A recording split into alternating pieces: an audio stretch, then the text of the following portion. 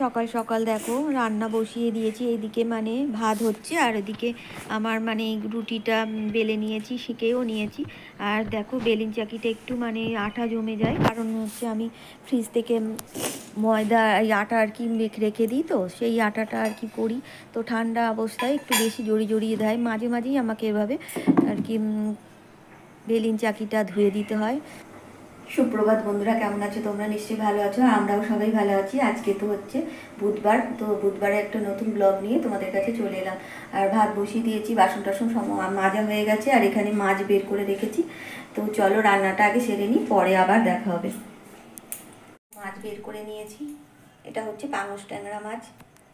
তো পরে আবার আর একটা মুড়ো আমি অ্যাড করেছিলাম, কিন্তু তোমাদের সাথে সেটা শেয়ার করা হয়নি আর কি। কারণ সবজিটা মানে পুঁই শাকটা মিলে আলু, পটল, তারপরে কুমড়ো দিয়েছিলাম।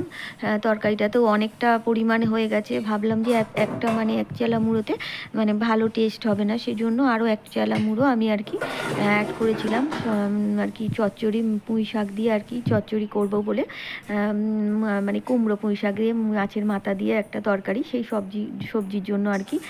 তো একটা গোটা মুড়োই ব্যবহার করেছিলাম, পরে আর তোমাদের সাথে সেটা শেয়ার করা হয়নি। ওটা আমার রাঁধুনি চ্যানেলে মানে আমি রান্নাটা রাঁধুনি চ্যানেলে দেব সেই জন্য। আর তোমাদের সমস্ত আমার এই চ্যানেলের সমস্ত বন্ধুদের আমি একটাই অনুরোধ করব, যে আমার রাঁধুনি চ্যানেলটাও তোমরা একটু সাবস্ক্রাইব করে দিও, আর ওই চ্যানেল থেকেও আমি তোমাদের সাবস্ক্রাইব করে দেব। তো রাঁধুনি চ্যানেলে শুধুই আমি রান্নাটা দেখাই। তো দেখো আমার কিন্তু বাসনটা ওদিকে ভাত হচ্ছে, আর রুটির তরকারি করে নিয়েছি পটল দিয়ে, আলু দিয়ে একটু শুকনো শুকনো করে রুটির তরকারিটা করে নিয়েছি। আর আমার একটু সর্দি করেছে, মাঝে মধ্যে কোনো রকম মানে আওয়াজ শুনলে একটু মানিয়ে গুছিয়ে নিও, কারণ সর্দি অবস্থায় জানোই তো কী অবস্থা হয়। শরীর মানে পুরোপুরি তো ভালো হয়নি, তাই মানে সব কিছুতেই মিলিয়েই কিন্তু চলছে, যেমন রান্না, খাওয়া, কাজকর্ম, আর তেমনই তোমাদের ব্লগটাও দিচ্ছি আর কি। মাঝখানে একদিন বন্ধ হয়ে গিয়েছিল। তো তোমরা যারা আমাকে ভালোবাসো, আমার ব্লগ দেখো, তাদের জন্য বিশেষ করে মাঝে মধ্যে ভাবি যে খুব শরীর খারাপ করলে দেবো না, কিন্তু আবার মনটা কেমন হয়। যাই হোক, এভাবে না দিলে তোমাদের সাথেও একটু আমার সময়টা শেয়ার করা হয়, আর আমারও মনটা একটু ভালো থাকে তোমাদের সাথে, তোমাদের ভিডিও দেখলে, তোমাদের সাথে আমার ভিডিওটা শেয়ার করলে। তো এইভাবেই আর কি চলতে থাকে। তো সর্দি মানে একটু আছে, ভালোই, জ্বরটা কমে গেছে। তো দেখো এদিকে কিন্তু মাছটা আমি বের করে নিয়েছি, আর এই পেঁয়াজটা পাশের মধ্যে আর কি কেটে রেডি করে নেব। আজকে পেঁয়াজ, টমেটো, আলু দিয়েই মানে পাঙস ট্যাংরা মাছটা আর কি করব। আর এদিকে তোমার হচ্ছে পুঁই শাকে পেঁয়াজ দেব, তো সেই জন্য। আর সকালবেলা রান্না বেশ তাড়া, সময়ের মধ্যে রান্না হলেই আসলে বেশি তাড়া। আর সর্দিটা আছে বলে আমার কিন্তু একটু নাকে নাকে কথা হচ্ছে, যাই হোক একটু তোমরা মানিয়ে গুছিয়ে নিও। মানে আমিও নিজেও বুঝতে পারছি, যখন ওই ভয়েসটা দেওয়ার পরে শুনে নিচ্ছি কি বলছি না বলছি, তো তখনই আমি বুঝতে পারছি আমার ভালোই সর্দি আছে।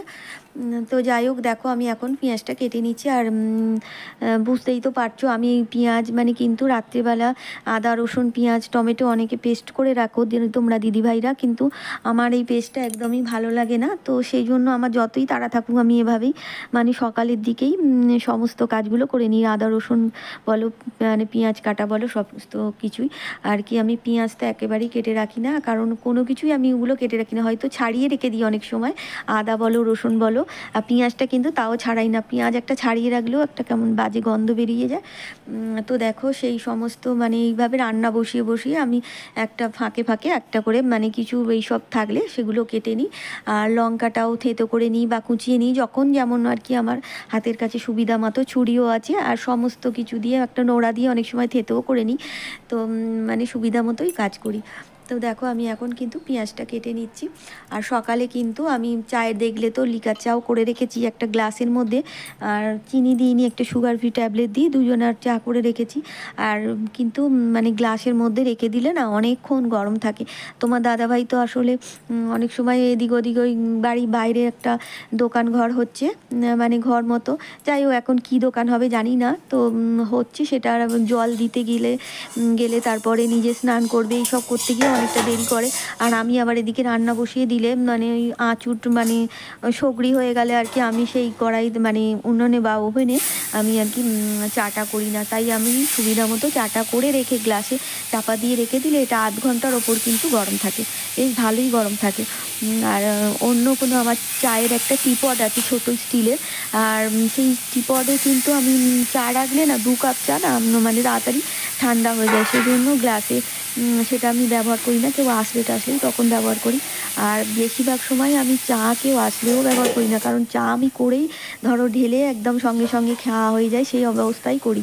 আর এখন যেহেতু সকালে রান্না বসিয়ে দেবো মানে সগড়ি হয়ে যাবে উনুন, তাই তখন তো আর করতে পারবো না, সেই জন্য আমি আগে করে নিলাম। আর এদিকে দেখো তোমাদের মানে সঙ্গে গল্প করতে করতে কিন্তু আমার অনেক কাজ হয়ে গেল। বাসন টাসন তো সকালেই মেজে নিয়েছিলাম। আর এইখানে দেখো পুঁই শাকটা যে রাত্রে কেটে রেখেছিলাম সেটা ভালো করে ধুয়ে নিচ্ছি। আর গোটা গোটা পুঁই শাকও কিন্তু আমি ধুয়েই তারপরে রেখেছিলাম, তা না হলে রাত্রের জিনিস তো নষ্ট মানে শুকিয়ে উঠবে। তো সেটা জল ঝরে যাওয়ার পর রাত্রে আমি আর কি কেটে কুটে রেখে দিয়েছিলাম। তো এখন কিন্তু ভালো করে মানে পুঁই শাকটা ভালো করে ধুয়ে নিচ্ছি। পুঁই শাক ধুয়ে নিয়ে পুঁই শাকটা তরকারি করব। আর ওই মাছের হচ্ছে যে ওই ঝাল একটু ঝোল হালকা হালকা ঝোল রাখবো, তা না হলে আমাদের বাড়িতে আবার একদম শুকনো খাবার মানে খেতে পারে না, বিশেষ করে তোমার দাদা ভাই। সেই জন্য একটু মানে হালকা রস রস আর কি ঝোল ঝোল মতো রাখবো। আর বাবুও 2বার খাবে, ও স্কুলে গেছে আবার এসে খাবে, তো সেই জন্য আর কি একটু হালকা হালকা ঝোল মতো রাখবো। আর এই হচ্ছে শাকের তরকারিটা হবে মাছের মাথা দিয়ে। আজকে রান্নার মধ্যে এই ছিল। আর লেবুটা আমি কেটে রেখে দিয়েছি দেখতে পাচ্ছ, কারণ হচ্ছে আমরা সকালে তো লেবুর জল খেয়ে নিই, কিন্তু বাবু তো খায় না সকালে, খালি পেটে বাচ্চাকে দিই না, তাই এখানে লেবুটা কেটে রেখেছি। ওকে ভাত খাওয়ার সময় ও লেবুর জলটা খেয়ে আর কি যায় স্কুলে গেলে বা বাড়িতে থাকলেও। তাই বাড়িতে থাকলে অনেক সময় টিফিন করার পরে দিয়ে দিই, মানে ভোকে আর কি ভরা পেটেই ডাক্তারবাবু বলেছেন যে ভরা পেটে দেবে, বাচ্চাদের একদম মানে খালি পেটে লেবুর জল খাওয়া ভালো না। তো সেই জন্য দেখো এদিকে কিন্তু আমার মাছটা ভাজা হয়ে মানে উল্টে দিচ্ছি আর কি, এক পিঠ ভাজা হয়ে গেছে। আর এই মুড়োটা 1 চালা দেখছো, পরে কিন্তু আমি রান্নাতে 2 চালা মুড়োই ব্যবহার করেছিলাম, মানে একটা গোটা মুড়ো পরে আবার একটা কড়াইয়ে করে আর কি করে নিয়েছি ওই সাইডে।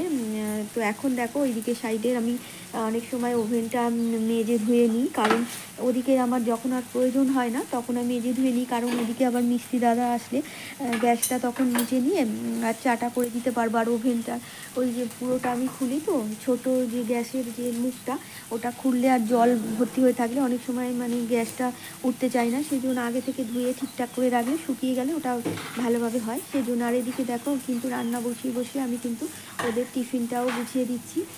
টিফিনটা করে রেখেছিলাম, ঠান্ডা হয়েছে, কিন্তু এবার আমি গুছিয়ে দিচ্ছি। আর বাবু যেহেতু মানে ওদের হয়তো জানি না 8টায় 9টার মধ্যে স্কুল বসে যায়, 9টা 10-এ আর কি, আর কাউকে ঢুকতে দেয় না।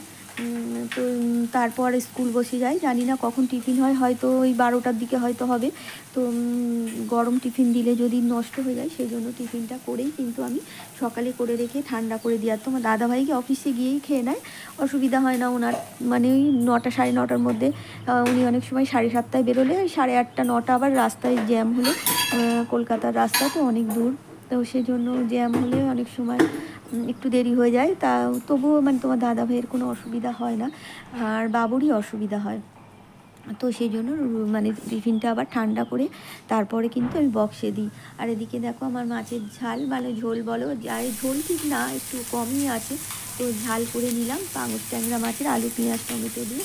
আর এই দেখো আমি বললাম যে 2 চালা মুড়ো দিয়ে দিয়েছি, আর কারণ 1 চালা মুড়ে অনেকটা সবজি তো একদমই টেস্ট হবে না, সেই জন্য। আর পুঁই শাকের তরকারি করেছিলাম, তো টেস্ট হবে না ভেবে আরও একটা মুড়ো মানে ভালো করে নিয়ে একদম ভেজে দিয়ে দিলাম। আর এদিকে দেখো বাবু খাওয়া দাওয়া করছে, আর আমি কিন্তু এই তোমার দাদাভাই একটা জামা গেঞ্জি একটু মানে আমার এদিকে টাইমে জলটাও থাকবে না, তো আমি একটু জল তুলে নিলাম, ওকে খেতে দিয়ে এই সব কাজগুলো আবার সেরে নিলাম।